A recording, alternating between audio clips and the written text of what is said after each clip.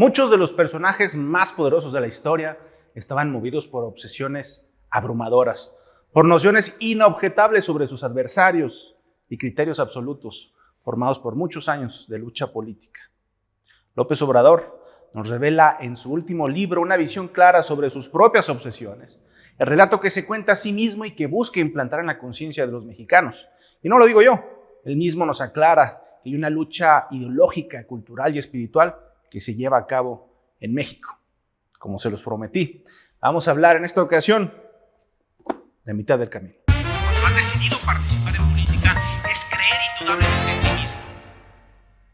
Este es un libro bastante desordenado, da grandes saltos de temas, entra en detalles en momentos donde no es necesario, inserta aquí y allá comparaciones con el pasado y evidentemente termina por ser bastante propagandístico. Esto no es una sorpresa y no le resta relevancia a muchas de las revelaciones que aquí ocurren. Personalmente, yo dividiría el libro en 4 grandes partes. Primero, en ajustes de cuentas. Luego, el relato histórico de la 4T, un corte de caja y por último, una visión para equilibrar el desarrollo del país. Empecemos por los ajustes de cuentas. Para mí esto es lo más importante del libro. Primero porque, como lo hemos dicho en otras ocasiones, López Obrador es un gran analista de la realidad social y política de México. Ese es quizás su mayor atributo.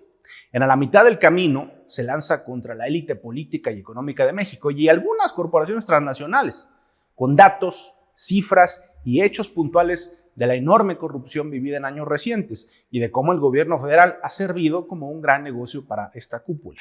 Esto es importante no solo porque debe interesar a cualquier mexicano, sino porque ahí está la razón misma de que López Obrador haya llegado a la presidencia, la gran degradación política del país. Insiste en distintos momentos que en el periodo neoliberal la administración federal fue configurándose como un aparato diseñado para la corrupción.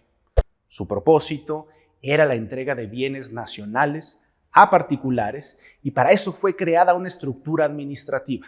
Esto es verdad en grandes sectores del gobierno y es la roca en la que se funda el éxito de Morena. Es también la razón de que le cueste tanto a los partidos tradicionales ganar terreno electoralmente. Pero también es aquí donde López Obrador abre un gran frente para la crítica, porque ante una corrupción masiva con cientos o miles de implicados, su administración ha sido bastante tibia cuando se trata de llevar a prisión a los responsables. Para el presidente de la República, el combate a la deshonestidad no solo apuntala su superioridad moral frente a sus detractores, sino que también le ayuda a crear una separación entre la vieja cúpula corrupta y la ciudadanía. En el libro, insistentemente señala que el pueblo es honesto, honrado, bueno, y llega a decir que la honestidad es la mayor riqueza de nuestro pueblo. Pero si de políticos corruptos se trata, nadie es más corrupto para López Obrador que los neoliberales, que en este libro los rebautiza como neoporfiristas, un concepto confeccionado a la perfección para su relato político, que se sostiene en compararse insistentemente con Francisco I. Madero. Uno de los aspectos más interesantes del libro es que López Obrador reconoce que además de la lucha política, hay una lucha ideológica por la mente y la cultura de la ciudadanía, una ciudadanía moralmente deteriorada por más de 3 décadas de antivalores neoliberales. Por lo tanto, su misión, además de purificar la vida pública, ha sido llevar a cabo un proceso de pedagogía política, así lo llama. El presidente señala que además de las graves consecuencias del neoliberalismo en materia económica e institucional, en México se vive una degradación de valores y principios, particularmente en la clase media y alta. Afirma que en estos sectores tuvo más éxito la guerra sucia en su contra y son personas que suelen confundir los grados académicos con la inteligencia y desprecian sin darse cuenta el sentido común o el juicio práctico. Esta es una posición por lo menos extraña, porque en el año 2018, a mayor nivel económico y a mayor nivel educativo, mayor fue la proporción de voto a su favor. Quizás la postura que adopta en el libro se explique con el hecho de que hoy la aprobación de su gobierno es exactamente a la inversa. A mayor ingreso y educación, la opinión es más negativa. Pero él insiste, los más reacios al cambio verdadero son los sectores de la clase media o media alta, poco ilustrada, en los que no se lee ni siquiera a Krause o a Aguilar Camín, sino a Loret de Mola o a Luis Pasos, y en los que causa fascinación Francisco Martín Moreno. Es gracioso porque es cierto, hay un importante sector de clase media muy conservador e irreflexivo en nuestro país, como es natural. Pero señalar a toda la clase media es un desacierto en el que López Obrador insiste en el libro y en muchos de sus discursos. Haciendo estos ajustes de cuentas es como cruzamos el puente entre la tercera transformación, es decir, la Revolución Mexicana, a la cuarta transformación. Para López Obrador es indispensable crear ese vínculo entre los grandes procesos históricos y su gobierno para plantear el relato histórico de la 4T. Gran parte del libro es una comparación entre su caso y el de Francisco Madero. Hace énfasis en la conjura de medios de comunicación, intelectuales, grandes ricos y empresas extranjeras que promovieron la caída y el asesinato de Madero. Esta lección histórica es la que el presidente retoma como inspiración central de su estrategia, o al menos como justificación de muchas de sus decisiones. Se trata de proteger a la 4T de todos esos enemigos de las élites conservadoras. Así como Madero era el blanco de periódicos que lo atacaban injustamente para proteger los intereses de la burguesía, ahora López Obrador dice tener enfrente a dos grandes grupos de intelectuales, el grupo Vuelta de Krause y el grupo Nexos de Aguilar Camín. Krause, nos dice, recibió del gobierno de Peña Nieto 371 millones de pesos y Aguilar Camín 166 millones de pesos. Si este hecho no sirviera para su descrédito, López Obrador precisa que Vuelta hoy recibe recursos del gobierno de Jalisco, de Cemex, TV Azteca, del Grupo Salinas. Y Clio, que también es de Krause, es financiado, entre otros, por el Consejo Mexicano de Negocios, BBVA, Canacintra, Bimbo y FEMSA.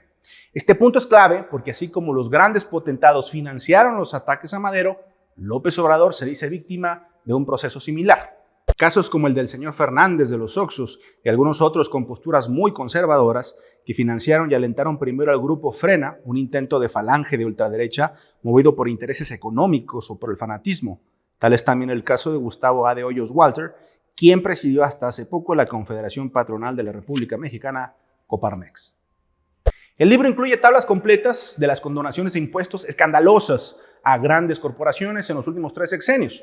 Destacan Televisa con condonaciones por 2.488 millones de pesos, Banamex con 15.848 millones de pesos, Cemex con 12.775 millones y Grupo Carso con 10.292 millones.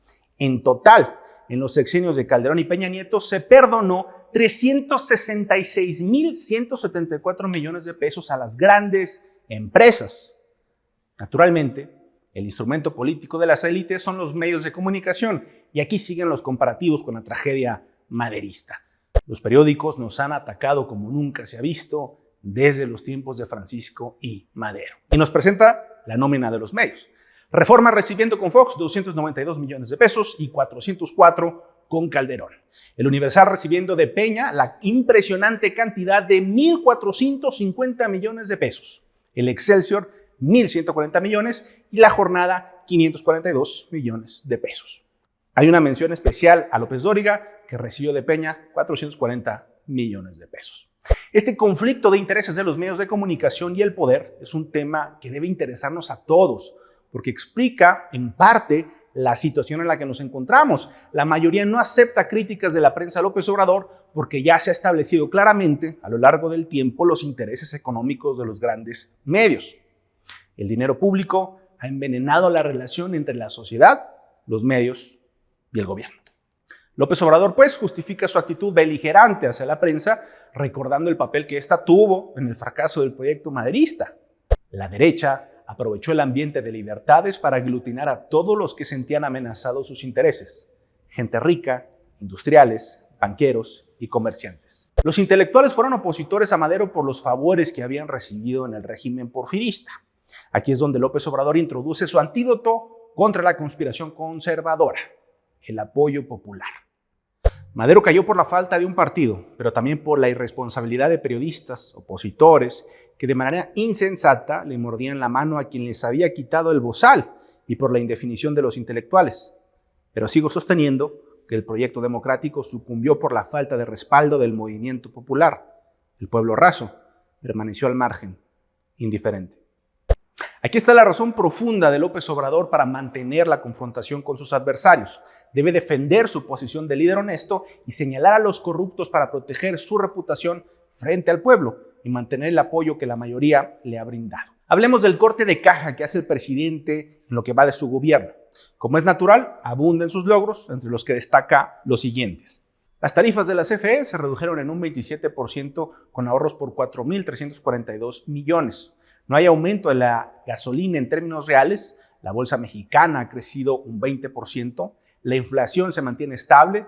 Las reservas de dólares pasaron de 173.775 millones de dólares a 193.278 millones de dólares.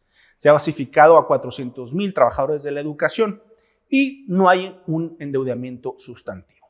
Menciona como un logro el aumento de 18% de las remesas, lo que ha despertado el debate, pues se trata de mexicanos que prefirieron salir al extranjero por falta de oportunidades.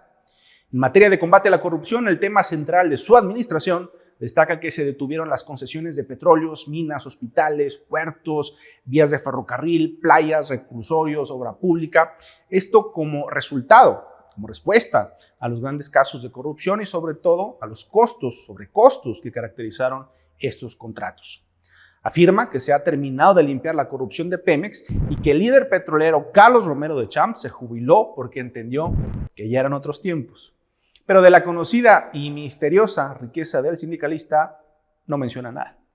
En materia de salud, recuerda que 10 empresas concentraban casi el 80% de adquisiciones de medicamentos en México y no eran farmacéuticas, sino intermediarias. Por eso López Obrador señala como un logro sustantivo el nuevo sistema de adquisición que por ahora permite comprar en el extranjero para evitar a los coyotes de la salud. Del desabasto persistente en hospitales y centros de salud no se comenta nada. El logro que más polémica puede suscitar, tal vez es dentro de los que presume López Obrador, es el ahorro en la construcción del nuevo aeropuerto Felipe Ángeles en Santa Lucía, que aún sumando el pago de la liquidación del proyecto cancelado, se estaría generando un ahorro de 125,000 millones de pesos por debajo del abortado aeropuerto. Por último, hablemos de su visión para equilibrar México. En el proyecto López Obradorista, el progreso está enfocado en el sur-sureste del país, en una visión de equilibrar el país donde el norte fue desarrollado a lo largo de las últimas décadas con el financiamiento provisto por la producción petrolera del sur. Esto es parcialmente cierto, pero prácticamente todo el norte de la República desaparece cuando se trata de los proyectos estratégicos del gobierno federal. López Obrador tiene que conceder que será muy difícil cumplir con la promesa de un crecimiento del 4% derivado de los efectos de la pandemia, que provocó que en el 2020 decreciéramos en un 8.5%. Pero asume que será posible cerrar el sexenio al menos al 2%, lo que lo colocaría por debajo prácticamente de todos los gobiernos neoliberales. Dentro de esta visión del porvenir, como él la llama, hay algunas promesas que no serán fáciles de cumplir, como dejar de comprar gasolina y diésel en el extranjero. Si hay un aspecto donde se puede criticar los resultados del gobierno de López Obrador es la seguridad. De esto se menciona casi nada. Se limita a decir que la verdadera confrontación con los jefes de las bandas, la real, la profunda, la importante, es evitar que se lleven a los jóvenes y dejarlos solos sin un ejército de reservas para delinquir. Si hay crecimiento, hay empleos. Y si hay empleos, hay bienestar. Y si hay bienestar, hay paz y tranquilidad. Sin duda en México hacía falta asumir el fenómeno del narcotráfico desde su dimensión socioeconómica, pero resulta muy insuficiente pensar que con un crecimiento del 2%, combate a la corrupción y programas sociales puede intervenirse seriamente en la espiral de violencia en la que México se encuentra desde el sexenio de Felipe Calderón. El compromiso de no militarizar el país no ha podido ser cumplido. Esto era obvio para cualquiera que conociera la realidad criminal e institucional del país. Pero en el caso del gobierno de Andrés Manuel López Obrador, la militarización no se ha limitado a la seguridad. Se ha depositado en la Secretaría de la Defensa Nacional los proyectos más importantes del país. El aeropuerto Felipe Ángeles, el nuevo aeropuerto de Tulum, el de Chetumal, el de Palenque y el Tren Maya. La justificación, con esto se evitaría una privatización posterior. Un argumento débil, por decirlo menos. El otro gran proyecto del régimen es el corredor transísmico, partiendo del puerto de Salina Cruz hasta Coatzacoalcos, que incluye la reactivación del tren con 10 parques industriales a lo largo del trayecto. Cualquiera que esté interesado en la política nacional debe leer este libro. Se trate de aliados del López Obradorismo, de simpatizantes como de sus críticos, porque lo que tenemos aquí es la postura política más importante del país. Estamos hablando no solo del presidente, sino del personaje sobre el que gravita toda la política nacional. Hablamos del líder del partido político con mayor influencia en México. Hablamos de la confrontación de grandes intereses y de información de enorme valor para el debate nacional. Es un libro que ayuda a entender al propio López Obrador, su visión, su estrategia y sus intenciones. Pero también es un documento que permite comprender mejor la polarización política del país, la relación entre las élites económicas y políticas y la situación de parálisis en la que nos encontramos. Estamos en un país donde el presidente no solo mantiene una gran popularidad y mantiene la confianza de la mayoría. Lo preocupante de este hecho es que su mayor fortaleza es la enorme debilidad de la oposición. Una oposición que no puede cuestionarlo porque arrastra consigo la corrupción y los vicios del pasado, porque no tiene una autoridad moral para criticar prácticamente nada. Esto coloca a México en un ambiente político empantanado, donde los grandes temas no se abordan con seriedad y profundidad, y solo se discuten las posturas de los partidos políticos en pugna. El nuevo libro de López Obrador nos plantea un México dicotómico, un México a blanco y negro, donde no hay más alternativas que la superioridad moral del presidente y la bancarrota de credibilidad de los partidos más fuertes. Un país muy parecido al que vivimos, un México que se queda sin verdaderas alternativas políticas. Gracias por seguir este espacio.